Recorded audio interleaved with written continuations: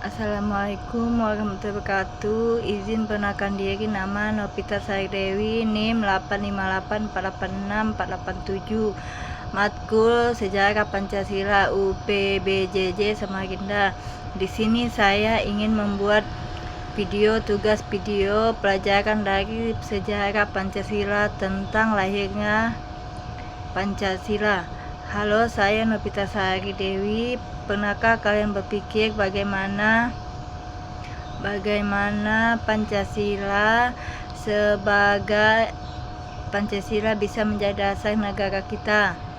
Hari ini saya ingin berbagi cerita tentang perjuangan para pendiri bangsa merumuskan Pancasila dan pelajaran berharga yang bisa kita ambil sebagai generasi muda. Bagian 1, penjelasan peristiwa penting. Pada tanggal 29 Mei sampai 1 Juni 1949, dalam sidang BPUPK pada tokoh bangsa berdebat mencari rumusan dasar negara Indonesia. Soekarno menyampaikan pidato lahirnya Pancasila pada tanggal 1 Juni yang kemudian diperingati sebagai lahirnya Pancasila. Namun perjalanan tidak berhenti di situ. Pada 22 Juni 1945 dirumuskan Piagam Jakarta yang memuat 7 kata tambahan dalam sila pertama, ketuhanan dengan kewajiban menjalankan syariat Islam sebagai pemeluknya.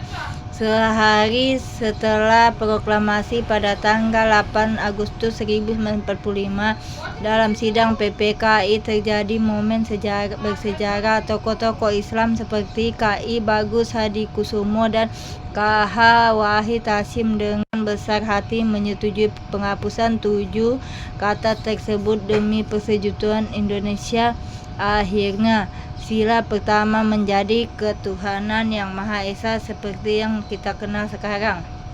Bagian kedua, nilai Pancasila yang tercermin dari peristiwa kita melihat nilai-nilai Pancasila yang luar biasa. Pertama, nilai persatuan dan kesatuan para pendiri bangsa rela berkompromi demi Indonesia yang utuh, tidak terpecah belah. Kedua, nilai musyawarah untuk mufakat keputusan besar. Ini diambil melalui dialog, bukan paksaan.